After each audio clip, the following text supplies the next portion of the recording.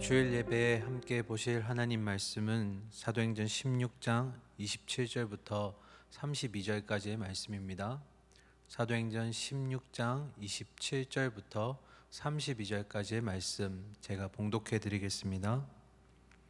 간수가 자다가 깨어 옥문들이 열린 것을 보고 죄수들이 도망한 줄 생각하고 칼을 빼어 자결하려 하거늘 바울이 크게 소리질러 이르되 내 몸을 상하지 말라 우리가 다 여기 있노라 하니 간수가 등불을 달라고 하며 뛰어들어가 무서워 떨며 바울과 실라 앞에 엎드리고 그들을 데리고 나아가 이르되 선생들이여 내가 어떻게 하여야 구원을 받으리까 하거늘 이르되 주 예수를 믿으라 그리하면 너와 내 집이 구원을 받으리라 하고 주의 말씀을 그 사람과 그 집에 있는 모든 사람에게 전하더라.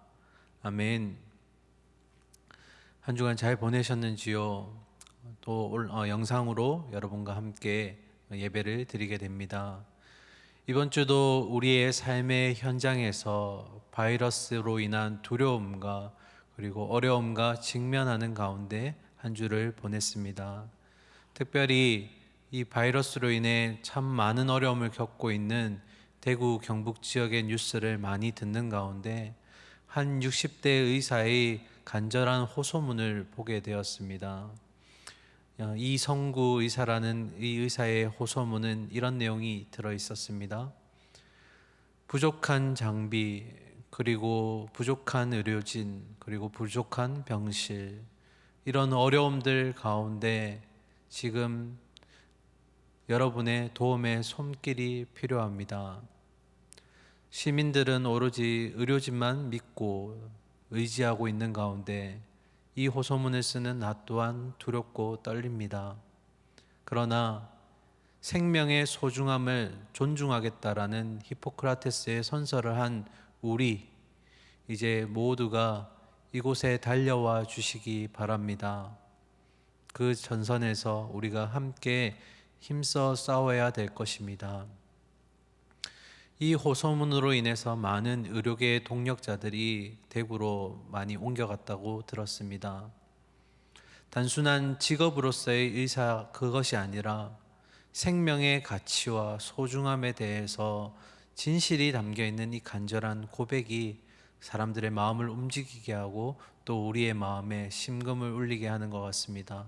어서 속히 이러한 노력들과 소명들이 합쳐져서 회복되기를 소망합니다.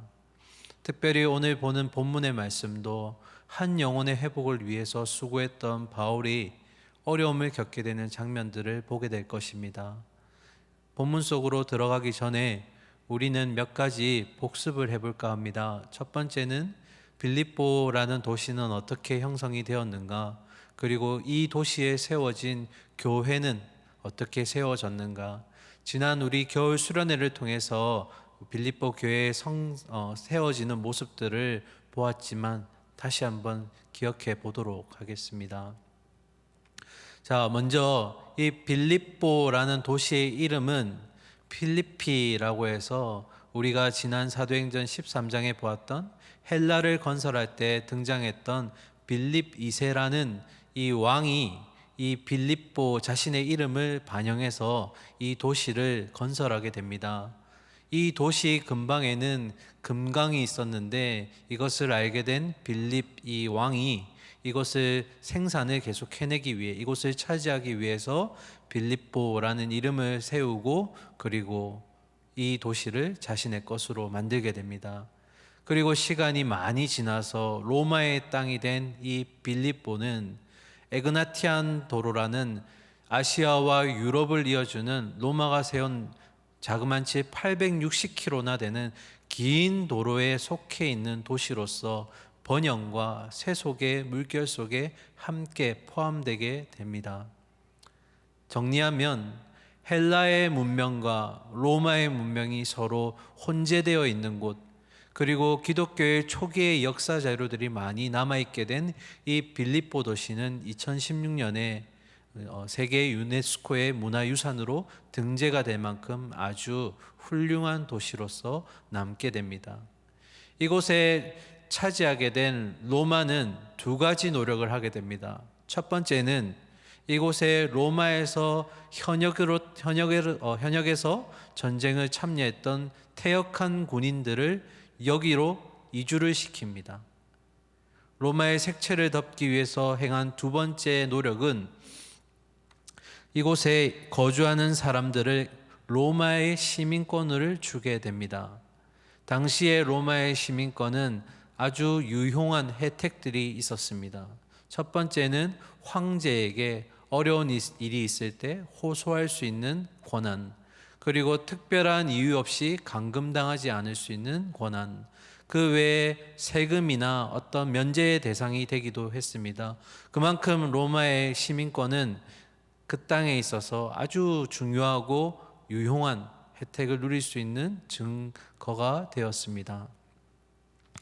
자, 그런 가운데 이 빌립보 교회가 세워지게 되는 모습들을 우리가 한번 보고자 합니다. 아시아로 가려고 했던 바울이 이 하나님의 막으심으로 인해서 아시아로 가지 않고 마게도냐 지역의 첫 성인 빌립보 지역에 들어오게 됩니다. 이 빌립보에서 바울은 기도할 처소를 찾는다고 기록되어 있습니다. 빌립보서를 통해서 우리는 세 가지를 이미 배웠습니다. 첫 번째, 빌립보에 유대인이 살지 않았기 때문에 이곳에는 회당이 없었다. 그래서 바울은 회당이 아닌 기도할 처소를 찾으러 다녔다. 두 번째는 이 유대인들이 없었기 때문에 바울이 빌립보 교인들에게 쓴 빌립보서에는 구약에 인용된 말씀이 하나도 없다. 유대인들이 없기 때문에 그것을 인용할지라도 그 말씀을 알지 못했기 때문에 바울은 이 빌립보서를 기록할 때는 구약의 말씀들을 인용해 오지 않았습니다. 그리고 마지막 세 번째는 보통 바울이 어느 지역을 가게 되면 자신의 어떤 신분을 얘기할 때 사도나 종으로 소개를 하는데, 사도라는 직분을 밝히게 될 경우는 이곳에 바울이 사도라는 것에 대해서 반대하거나 이것에 대해서 태클을 거는 그런 무리들이 있었기 때문에 예수 그리스도로부터 임명받은 사도라는 직분을 밝히게 됩니다. 그러나 빌립보서 1장에서 보듯이 바울은 자신을 사도라고 밝히지 않고 종이라고만 밝힙니다. 그 말은 이곳에 바울을 대적하거나 바울의 사도의 직분에 대해서 태클을 걸고 넘어뜨리려고 하는 유대인들이 없었다라는 것입니다. 그런 가운데 저 멀리 아시아 지역에 있는 한 여인이 장사를 위해서 이 빌립보라는 도시에 들리게 됩니다. 그의 이름은 바로 루디아였습니다.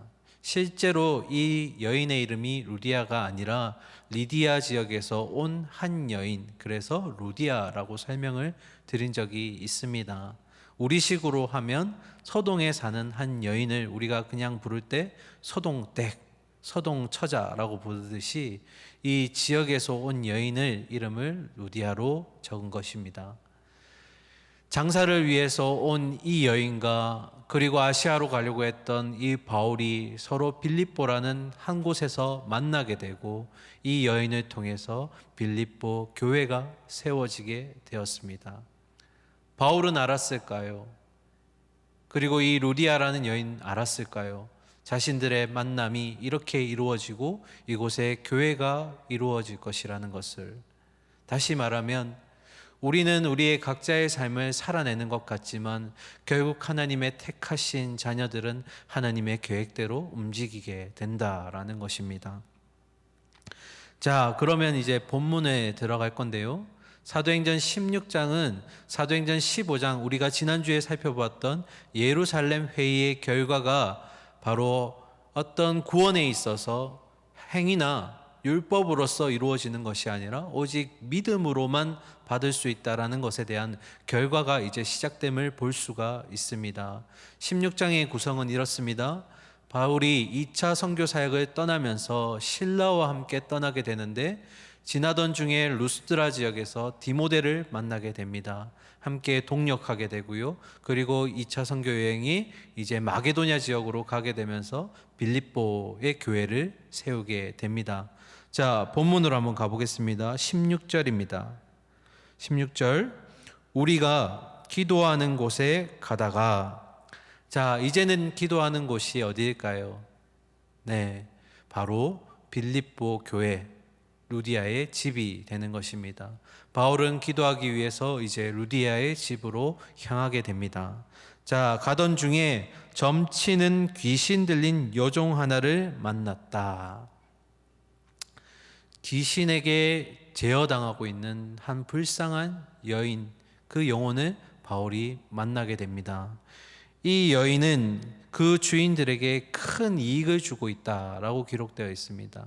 다시 말하면 이 귀신에 제압당한 이 여인은 미래를 점쳐주는 역할을 하는데, 이 여인이 하는 것이 아니라 그 뒤에서 조종하는 귀신에 의해서 말하는 흡사, 복화술사 같은 모습을 보입니다. 여러분들이 한 번씩 인형극을 보다 보면 인형은 입을 뻥긋거리기는 하지만 사실은 뒤에서 이 말을 하고 있는 사람이 따로 있는 것을 우리가 알고 있습니다. 마치 이 인형극처럼 복화술사의 모습으로 몸은 말은 본인이 하고 있는 거지만, 그러나 그 말의 의미나 그런 모습들은 뒤에서 귀신이 조종하고 있다는 것. 그런데 그 귀신의 조종에 의해서 혜택을 받고 있는, 이익을 얻고 있는 자들이 있습니다. 그런데 성경에는 주인이라고 고백하지 않고 주인들이라고 하고 있습니다. 그리고 그들은 큰 이익을 얻고 있다고 했습니다. 다시 말하면 이 여인을 통해서 이 이익을 얻는 자들이 한 사람이 아니라 길드 형식의, 조합원 형식의 그런 무리들이 있었다라는 것입니다. 17절 볼까요? 그가 바울과 우리를 따라와 소리질러 이르되. 자, 이 말씀을 보기 전에 우리가 한번 더 생각해 보아야 될 것이 있습니다. 한 영혼이 귀신에 들려서 자신의 어떤 몸과 행동과 말을 스스로 제어할 수 없는 그런 불쌍한 영혼이 여기에 있는데, 그러나 이 주변에 있는 사람들은 그녀를 단순히 수입원으로, 그들의 재정적인 어떤 소득원으로만 보는 모습들을 우리가 보게 됩니다. 그런 가운데 이 여인이 이렇게 그 바울 일행에게 고백합니다. 소리질러 이르되 17절, 이 사람들은 지극히 높은 하나님의 종으로서 구원의 길을 너희에게 전하는 자라. 자, 이 여인이 뭐라고 고백합니까? 바울과 그의 일행들에게 하나님의 지극히 높은 종, 그리고 구원의 길을 이르게 하는 그 말씀을 전파하고 있다. 그런데 한 번으로 끝나지 않은 것 같습니다. 18절 보실까요? 이같이 여러 날을 하는지라 바울이 심히 괴로워하여 돌이켜 그 귀신에게 이르되. 몇 날 며칠을 쫓아다니면서 이 여인이 같은 얘기를 계속하는 겁니다. 여기서 질문을 하나 드려봅니다. 귀신에게 제압당한 이 여인이 하는 고백이 틀린 말인가요? 이 귀신의 고백이 뭐였습니까? 바로 바울 일행이 지극히 하나님의 높은 종으로서 그가 전하는 복음으로 말미암아 구원에 이르는 길에 이른다. 이것이 왜 바울을 괴롭게 하였을까요? 이것은 귀신이 고백하긴 했지만 귀신이 단순한 지식에서 나온 것임을 우리가 알 수 있습니다. 지난 수련회를 통해서 빌립보서 3장을 통해 우리는 이 두 가지의 차이점을 보았습니다. 예수에 관해서 아는 것이랑 예수를 아는 것, 이것은 큰 차이가 있다. 예수에 관해서 안다는 것은 예수가 어떤 존재이고 누구의 아들이며, 그리고 예수가 지금 무엇을 하고 있는지 얻는 그런 객관적인 정보들, 지식적인 정보를 말하는 것이고, 예수를 안다는 것은 정말 예수님을 인격적으로 경험하게 되면서 만나게 되면 알게 되는 주관적인 그런 암, 우리가 예수님을 인격적인 하나님으로서 만남으로써 알게 되는 그런 친밀한 예수님을 우리는 예수님을 안다라고 고백할 때 쓰게 됩니다. 다시 말하면 귀신은 그것이 진리인 것처럼 얘기했지만 그것이 귀신에게서 나오는 어떤 체험적인 지식이 아니라 단순한 그런 객관적인 암, 정보의 암, 그거밖에 없었다라는 것입니다. 그래서 바울은 빌립보 3장에서 그렇게 얘기합니다.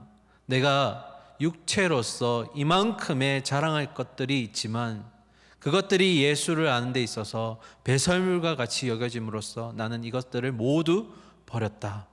이것을 잃게 되었지만 예수를 알게 됨으로써 나는 가장 귀한 일을 하게 되었다. 사랑하는 청년 여러분, 많은 그리스도인들이 속고 있습니다. 신앙생활을 오래 했다고 해서, 예배를 잘 드렸다고 해서 그것이 어떤 나에게 있어서 이득이 되고 그것이 마치 나의 믿음인 것처럼 착각할 수 있다라는 것입니다. 여러분에게 질문합니다. 하나님을 알아야 하는데 여러분의 삶은 하나님에 관해서만, 예수님에 관해서만 알고 있는 그런 종교생활에 머물러 있습니까? 아니면 내가 경험한 그 예수님, 내가 기도 가운데 눈물을 흘릴 때 찾아와서 눈물을 닦아주셨던 그 주님, 그 주님을 알고 계십니까? 여러분은 종교생활을 하고 있습니까? 아니면 신앙생활을 하고 있습니까? 18절 말씀 계속 보도록 하겠습니다. 18절 보시면 이같이 여러 날을 하는지라 바울이 심히 괴로워하여 돌이켜 그 귀신에게 이르되 예수 그리스도의 이름으로 내가 내게 명하노니 그에게서 나오라. 예수의 이름이라고 하였습니다. 바울이 이렇게 그냥 말하는 것이 아니라 선포하듯이 얘기할 수 있는 이유는 두 가지 때문입니다. 첫 번째, 예수를 처음으로 알게 된 그 믿음, 예수님을 주라고 고백할 수 있는 그 믿음이 있었기 때문입니다. 이때까지만 해도 많은 사람들이 로마의 황제를 로드라고, 주라고 불렀습니다. 그러나 예수를 알게 되면서부터, 예수님을 주라고 고백하게 되면서부터 우리는 더 이상 다른 누군가에게 주라고 고백하지 않게 되었습니다. 다시 말하면 바울에게 있어서 모든 것을 다 버릴 만큼 예수 그리스도를 알게 되고 그리고 믿게 된 것이 이로 하여금 예수 그리스도의 이름으로 선포할 수 있는 믿음을 주게 되었다라는 것입니다. 그리고 또 한 가지, 이것은 단순히 지금 갑자기 이루어진 것이 아닙니다. 바울이 온전한 믿음을 가지게 되면서부터 쌓여지는 그 믿음의 연륜과 경륜 가운데, 하나님의 은혜 가운데 하나님은 전지전능하시구나 하는 그런 온전한 신뢰와 믿음이 있었기 때문에 이러한 선포가 가능했던 것입니다. 두 가지, 예수를 아는 삶, 그리고 전지전능하신 예수님이 해결하실 수 있다라는 온전한 신뢰, 이 두 가지가 그로 하여금 예수의 이름으로 선포하게 만들었습니다. 다른 어떤 아름다운 미사여구를 붙이지 않았습니다. 담백한 그 한마디, 예수 그리스도의 이름으로. 그러자 어떻게 되었습니까? 18절 마지막 부분, 그에게서 나오라 하니 귀신이 어떻게 해요? 즉시 나오너라. 할렐루야. 이때 우리가 두 가지 질문을 여러분에게 제가 던지고자 합니다. 질문을 하는 이유는 이 말씀을 통해 우리의 모습을 한번 빗대어 보는 겁니다. 나는 그렇게 하고 있는가? 그렇게 살고 있는가? 첫 번째, 우리 신앙의 모습을 되돌아봅시다. 차지도 뜨겁지도 않은 미지근한 신앙으로 한 발은 세상 가운데 또 한 발은 교회 가운데 걸쳐서 타협하고 순응하는 그런 모습으로 살아가는 우리의 모습이 신앙의 모습으로 나타나 있는 건 아닌지 다시 한번 우리의 모습을 돌아보기를 원합니다. 그리고 또 한 가지, 여러분의 기도에 대한 생각은 어떻습니까? 아름답고 되게 좋은 말들은 많이 갖다 붙이지만 정작 기도의 내용에 있어서 그렇게 될 것이라는 확신과 전지전능하신 하나님에 대한 온전한 신뢰가 우리의 기도 가운데 포함되어 있는지 다시 한번 살펴보아야 할 것입니다. 그러면 귀신이 떠나가고 난 그 여종의 모습을 바라보면서 이들을 통해서 혜택을 얻었던, 수입원이 되었던 그 조합원들, 주인들은 어떻게 말하고 행동했을까? 19절의 말씀 보겠습니다. 요종의 주인들은 자기 수익망이 끊어진 것을 보고 바울과 실라를 붙잡아 장터로 관리들에게 끌어갔다가 20절 상관들 앞에 데리고 가서 말하되 이 사람들이 유대인인데 우리 성을 심히 요란하게 하여 21절 로마 사람인 우리가 받지도 못하고 행하지도 못할 풍속을 전한다 하거늘. 자, 바울과 실라를 끌고 갑니다. 그리고 재판을 받게 합니다. 그들이 말한 제목은 두 가지입니다. 첫 번째, 20절에 보시면 빌립보의 도시에 치안을 혼란하게 만들었다는 정치적인 범죄. 그리고 두 번째, 우리가 알지도 듣지도 못한 그런 풍속을, 관습을 이들에게 전파하고 있다라는 종교적인 범죄. 이 당시 로마에서는 유대교에 대해서는 정식 종교로 인정을 했지만 기독교에 대해서는 인정하지 않았습니다. 그래서 불법 종교로 간주가 되었습니다. 그런 가운데 우리가 꼼꼼히 살펴봐야 될 부분이 있습니다. 지금 잡혀간 사람은 바울과 실라 두 사람입니다. 17절에 보시면 이 빌립보에 도착할 때 바울과 그리고 우리 일행이라고 되어 있습니다. 기억하시나요? 2차 선교 여행을 떠날 때 바울이 실라를 자신의 새로운 동력자로 이끌고 갔고 또 중간에 루스드라 지역에서 디모데를 만나게 됩니다. 그리고 우리라는 표현은 이것을 기록한 누가 역시 이 선교 사역에 지금 동참하고 있다라는 것입니다. 그런데 이들 4명 중에 유일하게 잡힌 사람이 바로 바울과 실라입니다. 그러면 이것은 무슨 의미일까? 바울과 실라만이 유일한 유대인이었다라는 것입니다. 디모데와 누가는 이방인이었고요. 그래서 말씀에 뭐라고 되어 있습니까? 21절에 보면 로마 사람인 우리가 받지도 못하고 행하지도 못할 풍속을 전한다. 누가요? 20절에 보시면 유대인들이 이 명목을 명확하게 하기 위해서 이 두 사람만을 잡아간 것입니다. 정리하면 이렇습니다. 이들이 로마의 치안을 혼란하게 만들고 그리고 로마인들에게 합당하지 않은 관습을 전파하고 있는데 그 이유는 바로 그들이 로마인이 아니라 유대인이기 때문이다. 자, 그러면 여기서 우리가 중요한 질문을 하나 해야 됩니다. 바울과 실라가 정말로 이들이 고발한 두 가지 제목에 의해서 재판을 받아야 하는 것일까요? 그들이 정말 이 빌립보시를 혼란하게 만들고 풍속을 전파했던가요? 아닙니다. 그들이 고발하는 그 속뜻 가운데는 그들의 유일한 큰 소득원이었던 이 여인이 더 이상 그 소득의 역할을 하지 못하게 되었기 때문입니다. 그래서 이들은 속내를 감춘 채 바울과 실라를 마치 정치적이고 종교적인 범죄를 지은 죄수들처럼 고백을 하게 되는 것입니다. 계속해서 볼까요? 22절입니다. 무리가 일제히 일어나 고발하니 산관들이 옷을 찢어 벗기고 매로치라 하여 23절 많이 친 후에 옥에 가두고 간수에게 명하여 든든히 지키라 하니 그가 이러한 명령을 받아 그들을 깊은 옥에 가두고 그 발을 착고에 든든히 채웠더니 죄인일 수 없는 그들을 마치 죄인인 것처럼 끄집고 가서 첫 번째 옷을 벗기는 수치를 범하게 하고 두 번째 매우 많이 그들을 때립니다. 그리고 멍이 든 그들, 몸이 아픈 그들을 옥에 가두고 간수를 붙이게 됩니다. 그리고 마지막 그들의 발목과 손목에 착고를 채우게 됩니다. 여기서 말하는 착고는 죄수들의 몸이 자유롭게 움직이지 못하도록 하는 일종의 수갑이나 아니면 족쇄 같은 어떤 그런 말을 통칭해서 쓸 때 착고라고 합니다. 이 착고라는 구멍과 구멍 사이의 간격을 넓히면 넓힐수록 더 죄수의 고통이 커지는 것입니다. 다시 말하면 이 바울과 실라는 그런 죄가 없음에도 불구하고 착고를 채울 만큼 매우 위험한 죄수인 것처럼 다루어졌다라는 것입니다.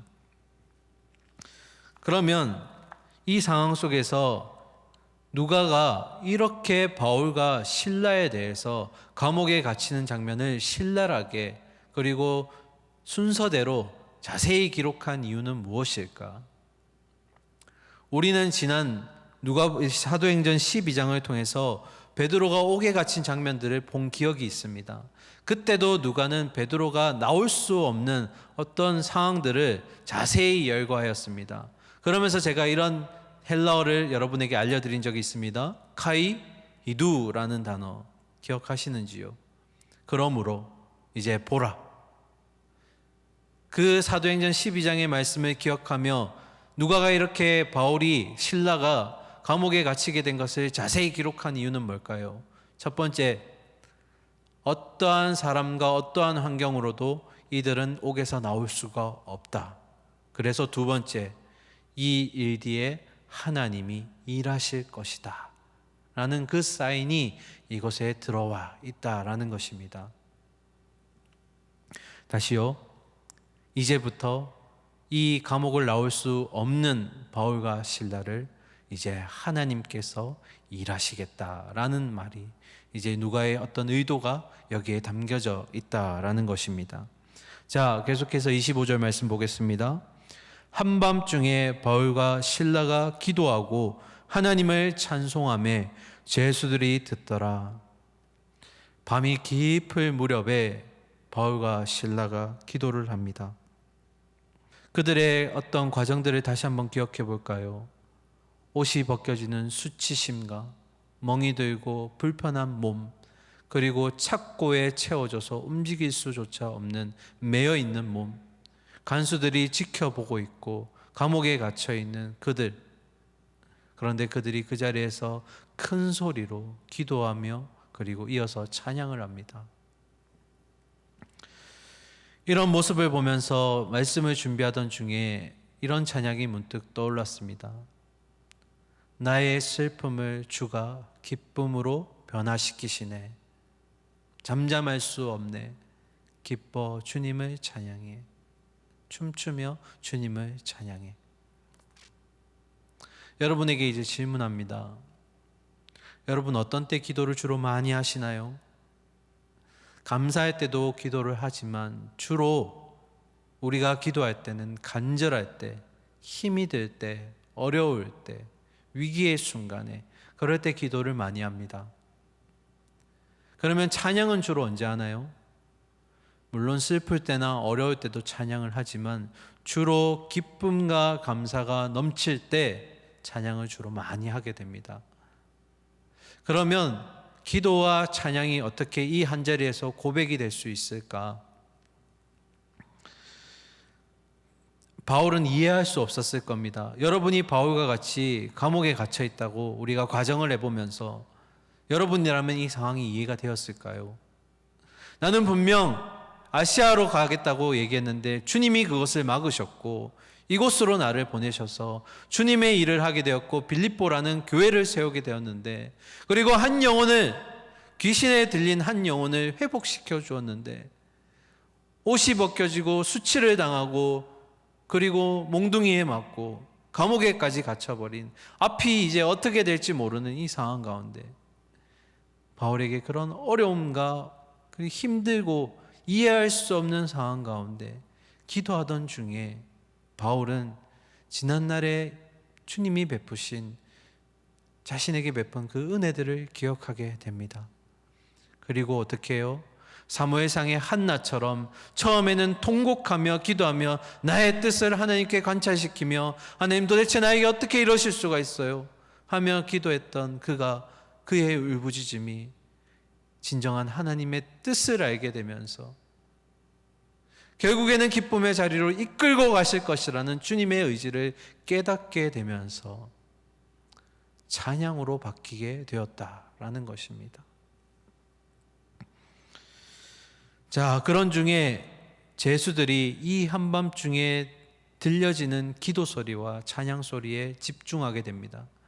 상식적이라면 이 밤중에 잠을 자는 것이 맞는데 이렇게 시끄럽게 찬양하고 기도하는 두 사람의 모습을 보며 어쩌면 소리치고 불평하며 짜증을 내야 되는 것이 그 옆에 있는 제수들이 해야 될 모습들인데 제수들이 어떻게 하고 있다고요?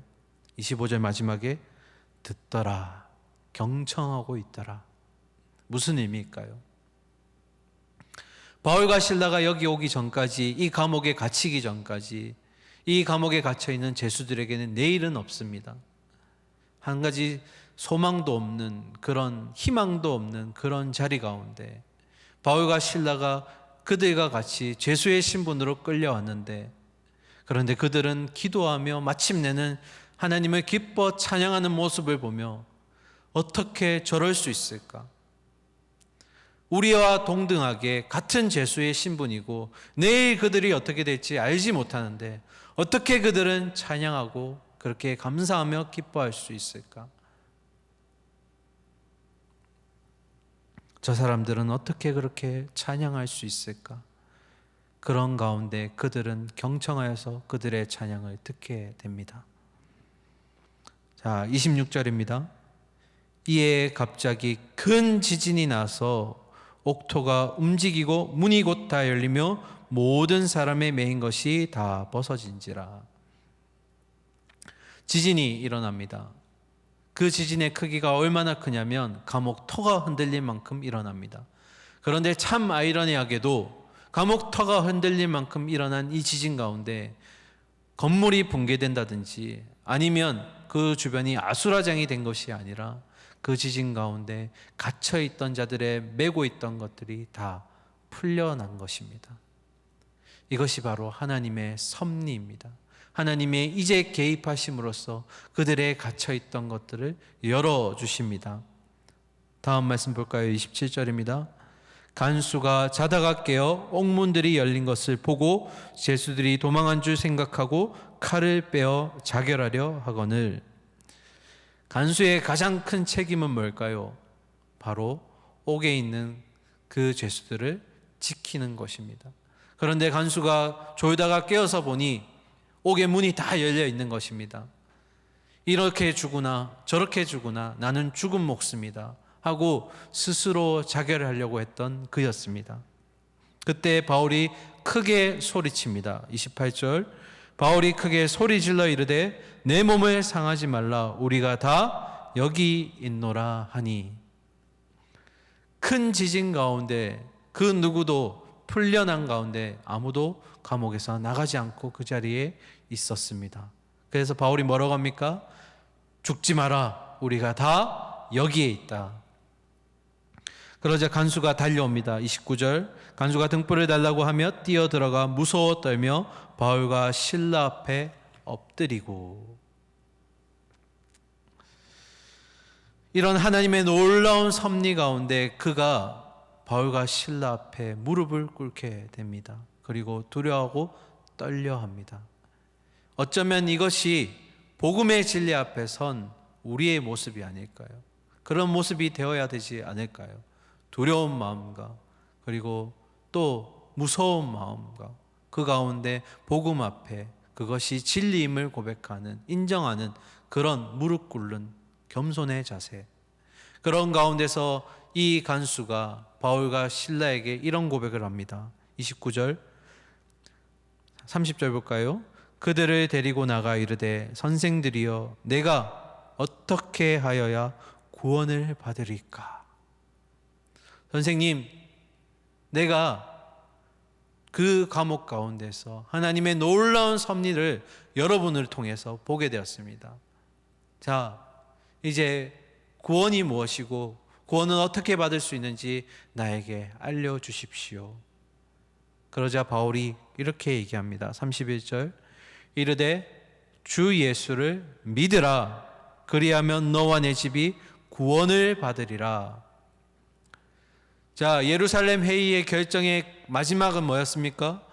행위도 아니라 율법도 아니라 오직 믿음만이 있으면 그것이 유대인이 되었던 이방인이 되었던 상관없이 구원을 얻게 될 것이라는 것이 예루살렘 회의의 결정이었고 결론이었습니다. 그 모습이 오늘 이 16장에서 동일하게 적용되고 있음을 보여줍니다. 주 예수를 뭐하라고요? 믿으라. 믿기만 하면 너와 내 집이 구원을 얻으리라. 31절 32절 보겠습니다. 주의 말씀을 그 사람과 그 집에 있는 모든 사람에게 전하리라. 이제 마지막 결론을 여러분과 함께 나누고자 합니다. 여러분, 바울이 감옥에 갇히게 되었을 때 바울의 심정이 어땠을까요? 앞에서도 말씀드렸지만 처참했을 것입니다. 상황이 이해되지 않았을 것입니다. 주님 저에게 도대체 왜 이러세요? 나는 분명히 주님의 일을 위해서 열심을 내었고, 그리고 주님의 한 영혼을 위해서 나는 열심히 수고하고 노력했는데, 이 빌립보 교회를 세우고 하나님의 그 영혼들을 찾기 위해서 그렇게 노력했는데 왜 내가 그렇게 수치를 겪고 또 내가 두드려 맞게 되고 결국에는 이 감옥에 갇히게 되었을까요? 주님 저에게 도대체 왜 이러시는 거예요? 그런 가운데 바울은 지난날 주님이 베푸셨던, 자신의 삶 가운데 개입하셨던 주님의 손길을 깨닫기 시작합니다. 아시아로 가려고 했던 바울, 아니요, 그 이전에 주님을 믿는 자들을 박해했고 그리고 핍박했고 목숨을 빼앗았던 그런 바울이 다메섹 가운데 여전히 그날도 주님을 믿는 자들을 잡아내기 위해 가던 그 길에서 예수 그리스도를 만나게 되었고, 진정한 복음을 통해서 거듭난 그 율법에 매여 있던 그가 더 이상 율법에 매여 있지 않고 주님의 은혜 가운데 머물게 되었음을 기억하는 가운데, 이제는 유대인을 위해서가 아니라 이방인을 위해서 나아가겠다고요. 그렇게 주님께 소명을 받았던 그가 중간중간에 어려움과 많은 혼란 가운데서도 주님의 개입하심으로써 그는 계속해서 복음을 전하게 되었고 주님의 진리를 전할 수 있었습니다.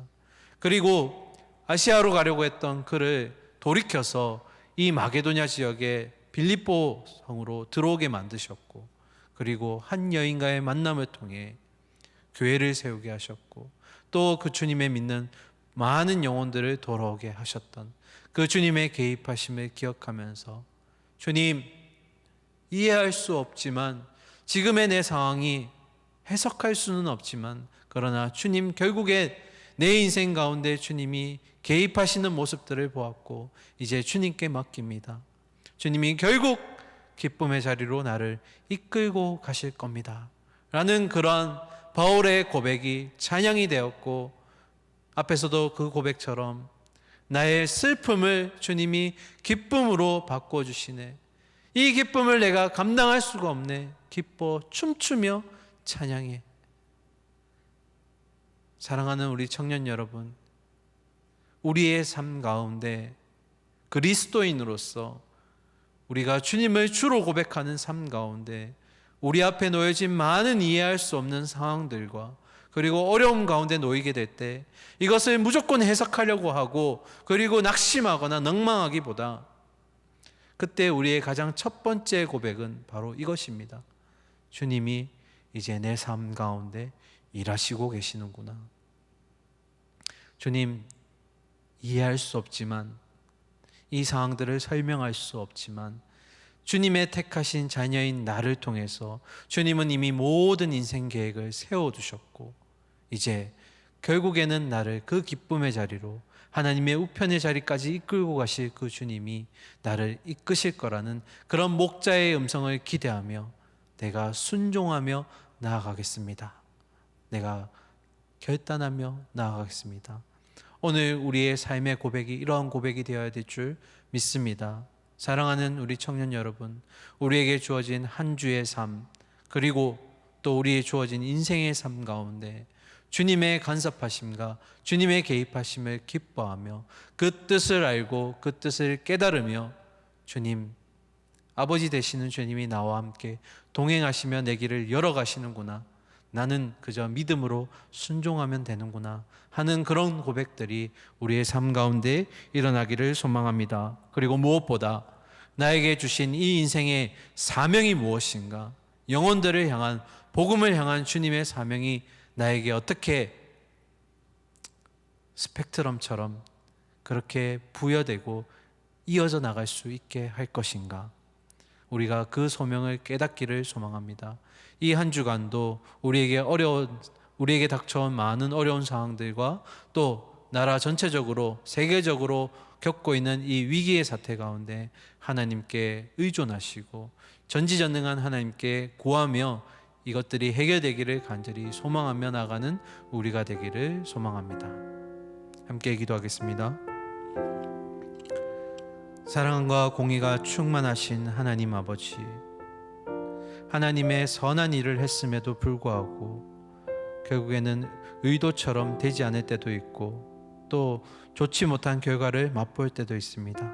그러나 주님, 이 이해할 수 없고 어렵고 낙심 가운데 있는 상황 가운데서도 우리가 끝까지 포기하지 않고 그리고 기도하는 가운데 찬송으로 이어져 갈 수 있는 그 이유는 결국 택하신 자녀들을 기쁨의 자리로 주님이 이끌고 가실 거라는, 소명의 자리로 이끌고 가실 거라는 그러한 믿음과 소망이 우리 가운데 있기 때문입니다.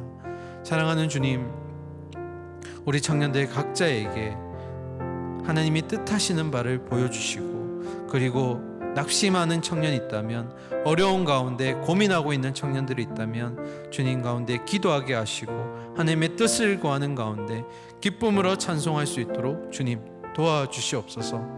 나라와 민족이 그리고 전 세계가 이 바이러스로 인해서 많이 어려움을 겪고 있습니다. 주님의 간섭하심이 필요합니다. 주님의 도우심이 필요합니다. 우리가 각자가 흩어진 자리에서 하나님께 간절히 기도하오니 해결하여 주시옵소서. 하나님 치유하여 주시고 회복을 경험하게 하여 주시옵소서. 그래서 하나님 주시는 놀라운 평안을 우리가 경험하며 다시금 이 자리에 모여서 하나님께 뜨겁게 찬양하며 예배할 수 있도록 주님 어서 속히 하나님 해결하여 주시옵소서. 한 주간도 우리의 삶의 현장에 놓여질 때에 주님 우리에게 주어진 자리에서 빛과 소금의 역할 잘 감당할 수 있도록 우리 청년들에게 지혜와 용기와 명철을 더하여 주시옵소서. 한 주간 동행하실 주님을 기대하며 살아계신 예수 그리스도의 이름으로 기도드립니다. 아멘.